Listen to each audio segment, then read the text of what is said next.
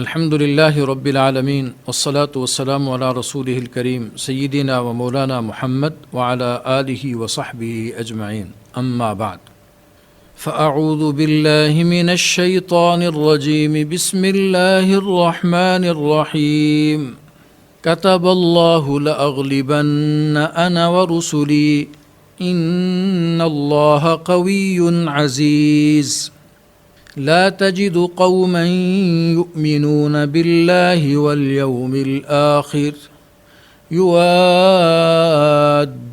من حاد الله ورسوله ولو كانوا آباءهم أو أبناءهم أو إخوانهم أو عشيرتهم أولئك كتب في قلوبهم الإيمان وأيدهم بروح منه ويدخلهم جنات تجري من تحتها الأنهار خالدين فيها رضي الله عنهم ورضوا عنه أولئك حزب الله ألا إن حزب الله هم المفلحون صدق اللہ العظیم۔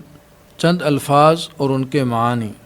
قویش بڑا قوت والا، عزیز بڑے اقتدار والا، یوادون وہ دوستی رکھتے ہیں، حزب اللہ اللہ کا گروہ، المفلحون فلاح پانے والے، کامیاب ہونے والے۔ ان آیات مبارکہ کا ترجمہ۔ اللہ نے یہ بات لکھ دی ہے کہ میں اور میرے پیغمبر ضرور غالب آئیں گے۔ یقین رکھو اللہ بڑا قوت والا، بڑے اقتدار والا ہے۔ جو لوگ اللہ اور آخرت کے دن پر ایمان رکھتے ہیں ان کو تم ایسا نہیں پاؤ گے کہ وہ ان سے دوستی رکھتے ہوں جنہوں نے اللہ اور اس کے رسول کی مخالفت کی ہے، چاہے وہ ان کے باپ ہوں یا ان کے بیٹے یا ان کے بھائی یا ان کے خاندان والے۔ یہ وہ لوگ ہیں جن کے دلوں میں اللہ نے ایمان نقش کر دیا ہے اور اپنی روح سے ان کی مدد کی ہے، اور انہیں وہ ایسے باغوں میں داخل کرے گا جن کے نیچے نہریں بہتی ہوں گی، جہاں وہ ہمیشہ ہمیشہ رہیں گے۔ اللہ ان سے راضی ہو گیا ہے اور وہ اللہ سے راضی ہو گئے ہیں۔ یہ اللہ کا گروہ ہے، یاد رکھو کہ اللہ کا گروہ ہی فلاح پانے والا ہے۔ سامعین کرام، ابھی ہم نے سورہ مجادلہ کی آیت نمبر 21 اور 22 کی تلاوت سنی اور ان آیات مبارکہ کا ترجمہ سنا۔ اس میں سب سے پہلے اللہ تعالیٰ جل شانہ نے یہ بات ارشاد فرمائی ہے کہ ہمیشہ میں ہی غالب ہوں، میں ہی غالب رہتا ہوں، میں ہی غالب رہوں گا، اور میرے پیغمبر غالب آئیں گے۔ وجہ یہ ہے کہ اللہ جل شانہ کی قوت ایسی قوت ہے کہ وہ سب قوتوں پر غالب ہے، اور اس کے پاس ایسا اقتدار ہے جو حقیقت میں اقتدار ہے۔ دوسروں کے پاس حقیقی اقتدار نہیں ہوتا ہے، بس اتنا ہی ان کو کسی چیز پر دسترس قوت طاقت ملتی ہے جتنی اللہ تعالیٰ جل شانہ عطا فرماتے ہیں۔ البتہ چونکہ دنیا کو حق تعالیٰ جل شانہ نے آزمائش کی جگہ بنایا ہے، تو اس لیے یہاں اللہ تعالیٰ جل شانہ بندے کو کچھ اقتدار، کچھ اختیار دے دیتے ہیں، اور یہ اقتدار و اختیار دے کر آزماتے ہیں کہ بندہ میرا فرما بردار بن کر چلتا ہے یا کہیں اقتدار و اختیار کی وجہ سے میری نافرمانی پر تو نہیں اتر آتا۔ دوسری بات یہ ارشاد فرمائی کہ جب آدمی کے دل میں ایمان گھر کر جاتا ہے، آدمی اللہ اور اس کی تعلیمات پر اور آخرت کے دن پر آدمی ایمان رکھتا ہے، تو اس کا دل اللہ تعالیٰ جل شانہ کی محبت سے اتنا لبریز ہو جاتا ہے کہ اس کی محبت کے سامنے دنیا کی ساری محبتیں ہیچ ہو جاتی ہیں۔ چنانچہ وہ لوگ ایسے نہیں ہوتے، یعنی جو اللہ اور اس کے رسول سے سچی محبت رکھتے ہیں، آخرت پر ایمان رکھتے ہیں، وہ ایسے نہیں ہوتے کہ وہ ان لوگوں سے دلی دوستی رکھیں جنہوں نے اللہ اور اس کے رسول کی مخالفت کی ہے۔ ان کی دوستی اللہ کے لیے، ان کی دشمنی اللہ کے لیے ہوتی ہے۔ اس سلسلے میں نہ تو وہ کوئی اپنے دنیاوی مفاد کی رعایت کرتے ہیں اور نہ کسی قرابت کی رعایت کرتے ہیں۔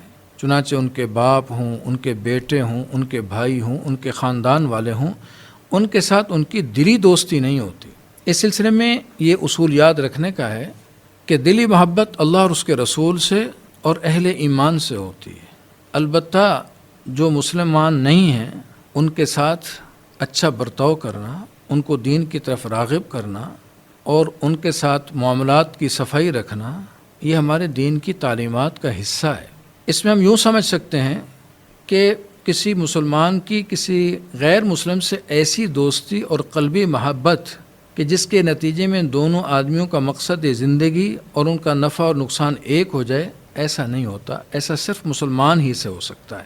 ہاں، حضور اکرم صلی اللہ علیہ وسلم کی حیات طیبہ میں ایسے معاملات ملتے ہیں کہ آپ نے نان مسلم سے بھی اچھے تعلقات رکھے، ان کے ساتھ اقتصادی معاہدے بھی ہوئے، تجارتی معاملات بھی ہوئے، یہ ساری چیزیں ہوئیں، لیکن ایسا کوئی معاملہ انہوں نے نہیں کیا، ایسا کوئی معاہدہ نہیں کیا جو اسلام اور مسلمانوں کے مصلحت کے خلاف ہو۔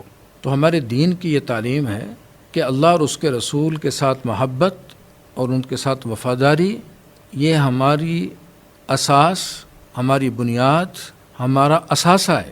باقی دنیا کے اندر معاملات ہوتے ہیں لیکن وہ اللہ اور اس کے رسول کی تعلیمات کے مطابق ہوتے ہیں۔ باپ ہے، اگرچہ وہ مسلمان نہ ہو، بطور باپ اس کی خدمت بھی کی جائے گی، رشتہ دار ہے، اس کے ساتھ دکھ سکھ میں بھی شرکت ہوگی، جیسے قاعدے کے موافق ہوتا ہے وہ سب ہوگا، لیکن قلبی محبت، قلبی تعلق اور اطاعت و فرما برداری وہ اللہ تعالیٰ جل شانہ کا حق ہے۔ اللہ تعالیٰ جل شانہ ہمیں ہر چیز کو، ہر معاملے کو اپنی رضا کے مطابق کرنے کی توفیق عطا فرمائے۔ وآخر دعوانا الحمد للہ رب العالمین۔